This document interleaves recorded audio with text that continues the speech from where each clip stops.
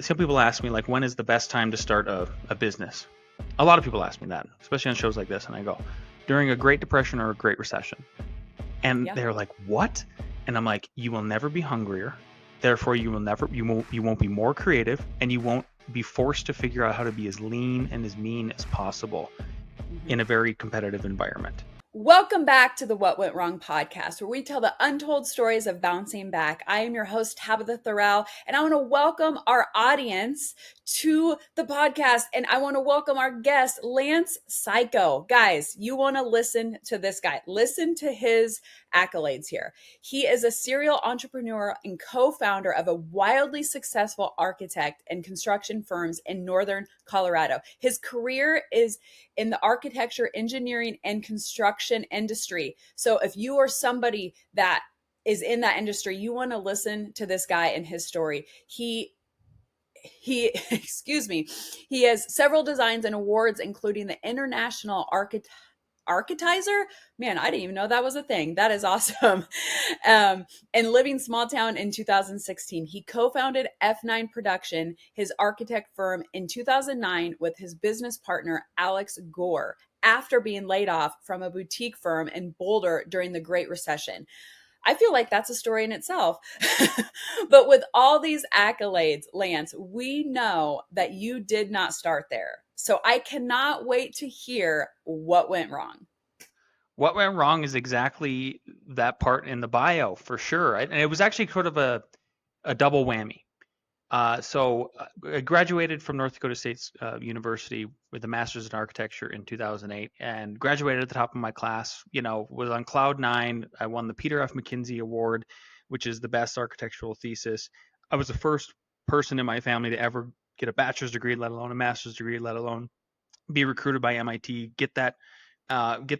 win that award, and then the economy started to crumble. But I was good enough to still land that first internship. So we moved from North Dakota down to Colorado, my first wife and I, and settled in Boulder, near the Boulder area, with that little boutique firm. And I feel like I got maybe one of the last sort of internships for architects in Colorado, because the economy wasn't really in a good shape. It was right before the Great Recession truly hit. And so I lasted there at about 9 months. And what went wrong is then I got laid off. And I remember driving home that day back to Longmont because we couldn't afford Boulder. We're just barely making it. We had two kids. One was just born. We're just sort of right out of school, kind of a story. And sobbing to my grandmother because my grandma was like kind of my everything, and she still is in a certain way. She was probably one of the primary reasons why I ended up picking this building and design and construction career. She was always making sure that I had a sketchbook when we go on like family vacations or whenever. I remember she even she noticed I was trying to, like, when I was just starting to draw or just starting to do anything with a pencil, my dad and my grandpa were like, why are they were insisting I use my right hand. And she was one of the ones who was like, it seems like he's left-handed, and there was even stigmas back then, like left-handed people and all this other stuff. So I got laid off and was just completely devastated. I mean, you work that hard for 7 years in school and try to do all the right things, and then you just were really let down. And the feeling that I had in my chest was just, it turned pretty quickly from like grieving and being sad into anger.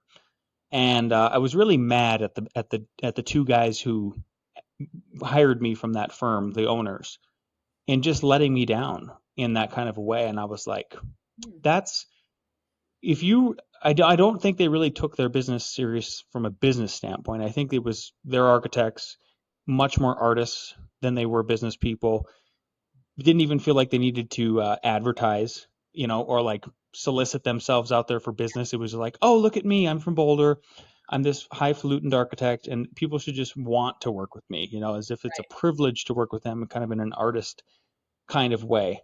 So I wasn't about to move back to North Dakota. I loved it. I love it down here. I still love North Dakota, But we chose Colorado because of the weather, kind of the stuff you and I were talking about before we started recording. Yeah. The weather, the mountains. Frankly, I don't think I don't from where I grew up in North Dakota, in Northwest North Dakota, which is very rural. I don't think I could have even had an architecture career down there, up there, because there's just not people just they don't. That's not how it works, right? People are just building Right. shops. It's very rural, that sort of thing. Yeah, in Colorado, it's at least a metropolitan area at this point. So I could see the writing on the wall too, though, leading up to the layoff. You just know when you're in an office that, like, I'm just panning around the computer. There's not really a lot of work coming in, and Right. and I was reading the news, and it was just kind of all doom and gloom and all that sort of thing. So I did hedge myself against, I think what I knew was coming. I just didn't expect it to come in the way that it did. I honestly just expected those business owners to actually just start kicking ass. Like, are you guys Right. is there any fire to you at all to get this going? Like, you guys have a responsibility to people that you Yes. move down from North Dakota in that way. And they just never picked it up. Wow. So what I did is, in the background, is before I would get on the bus to go to Boulder and go to work before I got laid off, every morning I would wake up and I would make these CAD models. And I would start uploading them to this website you could sell them on. It was called Turbo Squid. And I was doing so much of the work that I got this email from the CFO right after I got laid off. And she said, "Hey, you're uploading more of these models than anybody in the world right now." And she goes, "What's your goal here?" And I explained my goal, and it was a very lofty goal. And she Mhm. said, "Well, there's manufacturers that are looking to hire people like you through our website to create this content." And I thought, "Oh, perfect. Could be like a good bridge in between me, trying to find a different job, or just like withstand the Great Recession when it was happening." Right. And so then after I got laid off, the other thing I did is I put out a Craigslist ad, and I'm a contrarian and sort of a reactionary. And like, my preferred pronouns on LinkedIn right now are positive reactionary.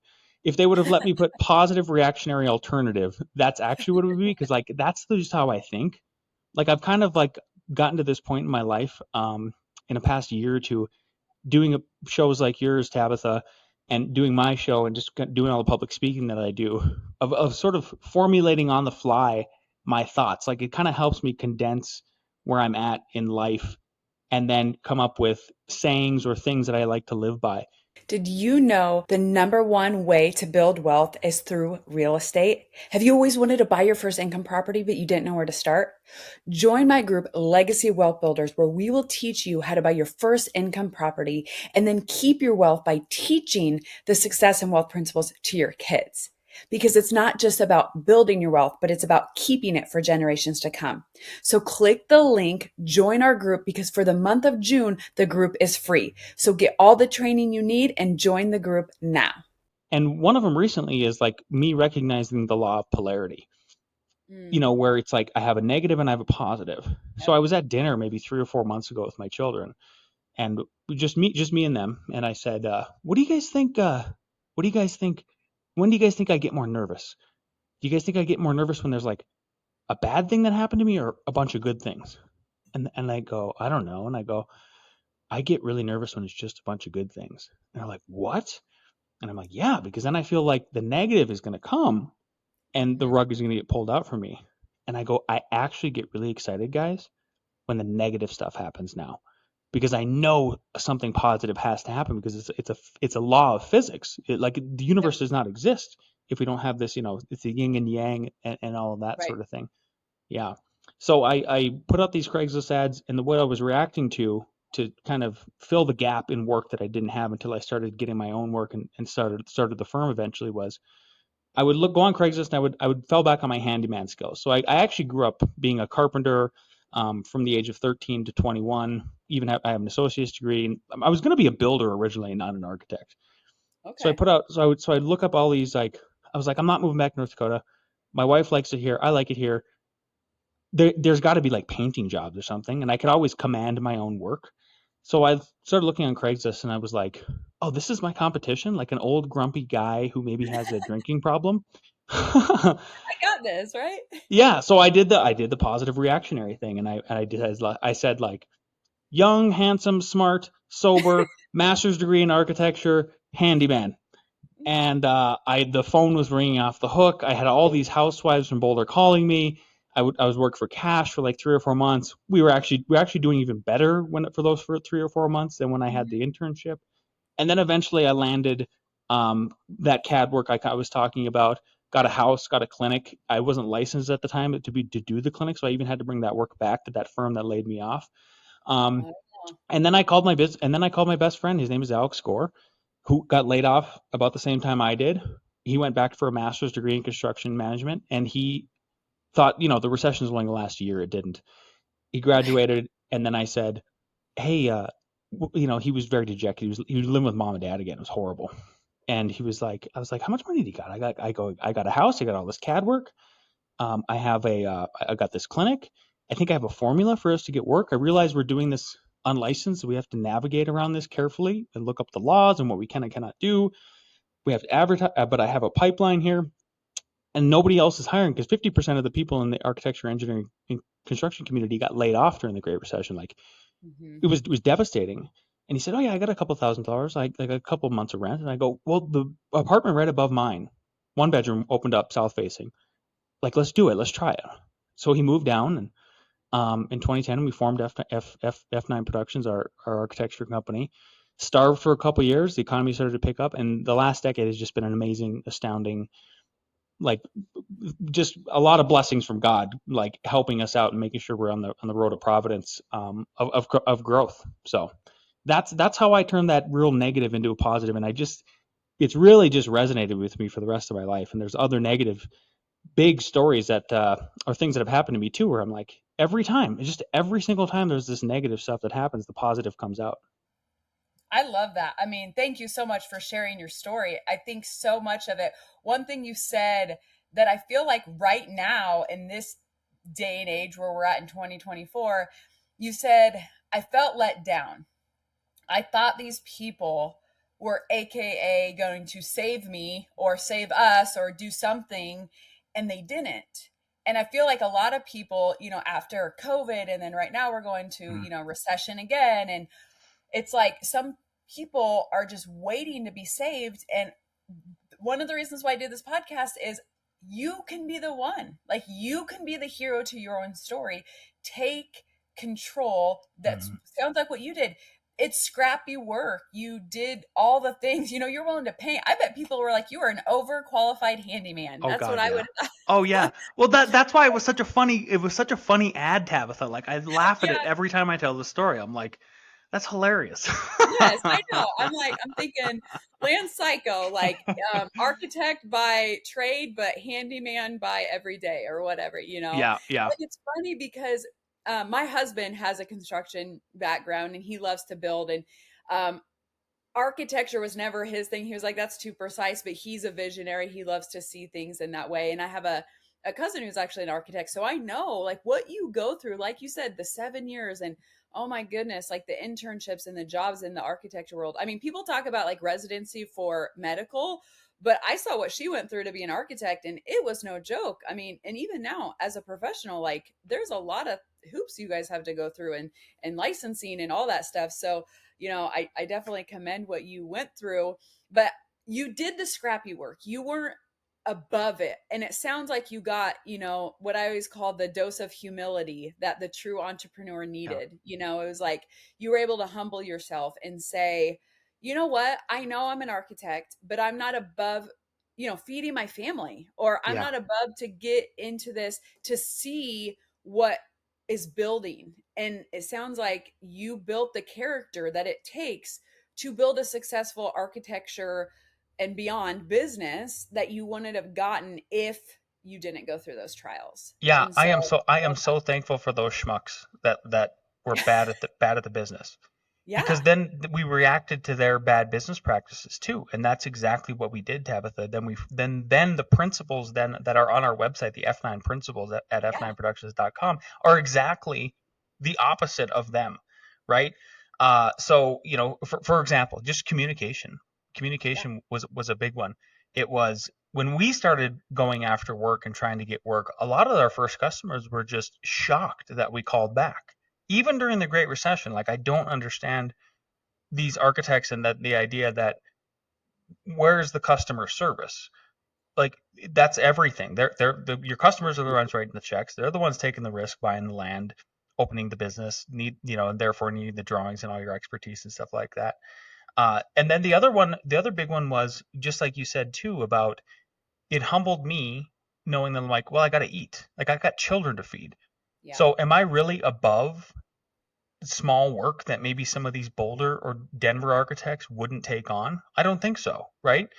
And so far, I've never had to lay anybody off. It's 14 years later. I haven't had to lay anybody off. I've only just continually given raises or promotions. We've had to fire one person, but this just because it wasn't a good fit in that Right. kind of way. But never laid anybody off because we don't have work. We're always keeping people busy with being at a 90% billable rate, for their 40-hour week as possible. And it's even proving dividends now where, so like when we started, the idea was let's be volume based. So let's make our pricing like low to mid Uh-huh. compared to the other architects, and we'll just take on as much volume. We'll carry the load with volume, and the way to make it still as just as profitable as they would be is we have to hone in on our software skills. We have to hone in on our systems and our processes internally, and Yeah. get our standards up to speed in that kind of a way. And it's only paid dividends. And now we are, like you also said, we're technically in a recession now. Whether depends on what politician you ask, right? Exactly. Right. Right. We're in this awkward time. When I say it on a podcast, I like almost say it quite like the recession. But yeah, whatever time, weird economic, social injustice time that you want to say 2024 is. Yeah, yeah. So the all because of the high interest rates right now, this is like mid 2024. With the high interest rates right now, all of our big projects are dead. And even if they have been approved by the city, they're dead. Like we do big multifamily. Well, so to fill the gap, what we've switched to is, well, now we're just doing a ton of little projects like we did when we first formed our company during the Great Recession, because we're in this other recession. And that's like, so, if the proof isn't in the pudding there of like, oh, perfect. Like, so that's why I'm again, very thankful for those schmucks that I Right. went through that fire for sure. Like that was kind of my first big taste of the law of polarity, positive and negative, yin and yang, and just it balances out, and you just have to keep the faith when the negative things happen. For sure. And I always think too, like when I feel that opposition, I feel that pull of like, everything's coming against me or that, I'm like, okay, something good's coming. And when you can have that mindset, then you're going to pull the good out of it anyway. And I think so many people, and they get in the muck of it, like you said, feeling of let down, disappointment. Why me? Why'd you do this to me? And you live in that negative space, then you attract that, and then it's really hard to get out of it. But you are willing to say, you know what, I'm going to humble myself, I'm going to do these things, and I'm going to work in the trenches, and I'm going to do this. And then now again, where stuff doesn't go your way, you're living the high life, doing the multi buildings, whatever, and then it's like, oh, those went away. You could have very easily been like, well, you know what, I am an architect that does this, and I do Hmm. not do that. And you're like, you know what, no, I'm going to go to these smaller jobs, and the people that you're serving need you. And so wherever that is, like, I love that I can sense that you're just a very heart centered, like, I'm willing to do the work. I'm willing to humble myself. I'm not above anybody just because I have these degrees and, you know, architect, you see this in like the really highly professional jobs, doctor, Hmm. lawyer, architect. It's like, I'm not going to do this. And, I try to teach my kids, of course, I want you to have a skill set to where you don't have to be a janitor, but you're going to know how to clean the toilets, because Yeah. if they need you to clean the toilets, you're going to clean the toilets, And so just by you doing that, I know you have a culture of people around you that are willing to do the work. And you learned that through the AKA failure, right? the Like you the did that. failure the failure, but then also like one of the I will never forget hearing this when I was a carpenter before I became a white collar. I actually consider myself about half blue collar, half white collar because I'm a builder too. Like I will go Right. out and I will just I will literally physically bleed with my carpenters. I mean that's what Yeah. happens. You get hurt on a job site, right? Stuff like that, Yeah. metaphorically and literally. Yeah. But when I was younger, one of the general contractors I worked for a long time ago, he said, it was a very good statement, because it was like, oh yeah, for sure, like, there's finish work, we'll do framing work and all of that, and then there's literally sweeping. And he goes, Lance, the way to think about the kind of grunt work that we all have to do is, it all pays the same. So what difference does it make? Because it's like, it's not, you're not, if whether I'm doing finish work or sweeping, it's all part of the larger team effort in order for us to get this done. And you're right. It's and then at the then I really then I get a little, when I take the whole thing to its logical end. It's like, you can't take the money with you when you're dead. So No. and when we all die, we're all we're all dead. We're all buried under the earth or cremated or whatever. But like, then all of a sudden, like, no one's above anybody in that kind of a way. I mean, depending on where you're at in the afterlife and all that kind of stuff. But yeah, I don't. I take a lot of pride in being able to be a chameleon. So where Hmm. I can go to a job site as when I'm building, and I can talk with the laborers, for God's sakes, you know, the labor force that is the least educated, and make them feel comfortable, make them feel respected. There's, have that mutual respect. And I can go from that side of things all the way up to, I teach at two universities too, in North Dakota State and Colorado, a University of Colorado, and I can hang with all the academics mentally too. Like, I like being that sort of a well-rounded person, Hmm. because like, you don't gain, it's the way to gain the most empathy. And Yeah. really, being a powerful person is not about being tyrannical or dictatorial. It's actually about being empathetical and Yes. understanding and being able to have empathy with people, and come to their level of wherever they're at, and understand them and help them be heard. No, I agree with that. I think it's being multifaceted and not just being complacent and not saying I'm the smartest person in the room. It's Hmm. really being like, who can I learn from? How can I serve? I think that is a great leader. And it seems like, you became that even though you weren't modeled it with your first bosses, but now you're becoming that. I feel like we do what we don't like, or we're so pulled to the other side that we go completely opposite. And I go completely opposite when I see something that I don't like. So I love that. I am curious because you've talked a lot about your business and you have shared with us like your kids. How was this like for your kids, for your health, like your relationship through this time? Was there a time when it was like a really struggle bus, or how did that all come about? Because I'm always you're a multifaceted person. We're not just our business. We're not just the title. We are who we surround ourselves with. We are the relationships we build. And so how was that during that time and then coming out of it? Well, we started the firm, and then I ended up mutually deciding with my first wife to get a divorce a year later, in 2011. And then the divorce was final right around 2012, right at the beginning of 2012, end of 2011. And then she ended up leaving in a band. So I retained the apartment we lived in, and then I just the kids were with me. She moved out, and then she eventually left Colorado for 3 years, just skied That's out. wrong.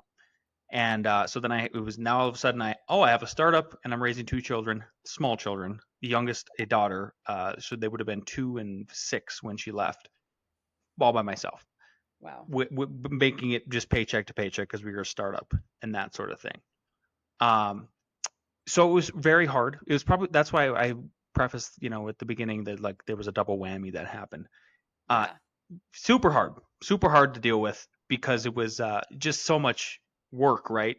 Yeah. But some people ask me, like, when is the best time to start a business? A lot of people ask me that, especially on shows like this, and I go, during a Great Depression or a Great Recession. And Yeah. they're like, what? And I'm like, you will never be hungrier.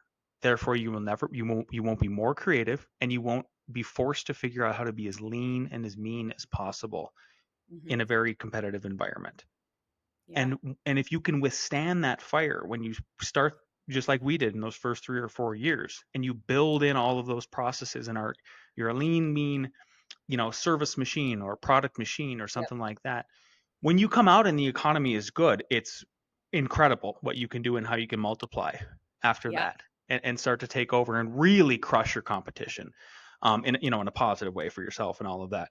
So I think that kind of added. I'm a true believer in God only gives you is what you can handle.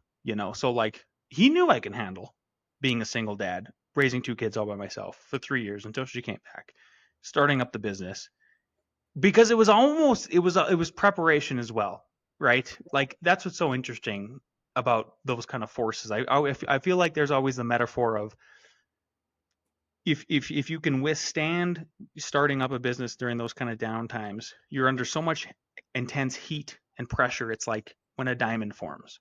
Yep. You take all this coal and it's just being solidified, or like a pearl in an oyster, Yep. same sort of thing. All that pressure, and then you come out and you're this, the shiny diamond that's kind of hardened, and maybe you can withstand the next, big battle that you have to do in that sort of way. The most positive thing though about being a single dad for those 3 years, and I will never not say this, is it really, I will never forget how poor we were. I will never forget. So it just keeps me grateful just for the most little stuff, like a Yeah. good meal. Even today, yeah, like yes, I own various investment properties and multiple businesses, and I do just fine. My kids don't have to pay. We don't have to take out student loans, that type of stuff, right? But I'm not here. But I drive a 2015 Suburban. It's almost 10 years old. I'm trying to convince my girlfriend to like just I'm going to try to get it to 300,000 miles and stuff like that. So it really just for sure will always keep me grounded, Hmm. no matter how successful or wealthy or anything like that I get.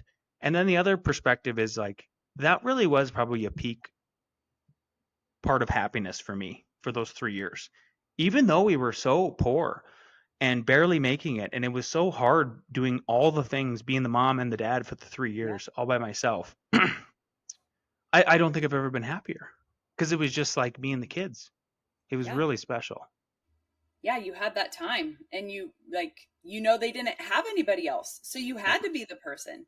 Yeah. Right. And I think that, God knew that and he needed that, he knew you needed that. So that's amazing. Well, thank you so much for going deep, sharing your stories. I know this has helped someone today. And I know someone might be in the muck of it. Maybe they're going even through a divorce where they're thinking that thing like, how can I survive? I'm trying to be mom and dad or this and that, and I can't. And so just even that little part of your story was so impactful. That's why I like to bring it up. I know it's always hard with relationships because I feel like, especially as business owners, like we can kind of talk about our business failures, but then sometimes when we go to the relationship part, it's a little bit more gut wrenching, but that's life. And there's somebody that needed to hear that. And I know that inspired them. So thank you so much, Lance, for sharing that. Is there anything that you want to share? We'll have all of your links in the description, but is there anything that you want to either share with the audience or that you have upcoming that you're just so excited about? Well, if I can make some recommendations, Yeah. if yeah, so there's a couple books that I just think everybody should read. One is called Train Your Empathy, so back to the empathetic part of Yeah. everything. Hmm. I'm telling you, it makes you a superhuman, just because you can relate to so many different people, and this book is phenomenal. I interviewed the author a couple years ago, and it just changed my life because it just re-solidified things that I already think about. And Yeah. then you talked about self ownership before and just like taking control of your life. Hmm. Marcus Aurelius's Meditations is timeless, and I read it every summer now, hiking up and down the mountains.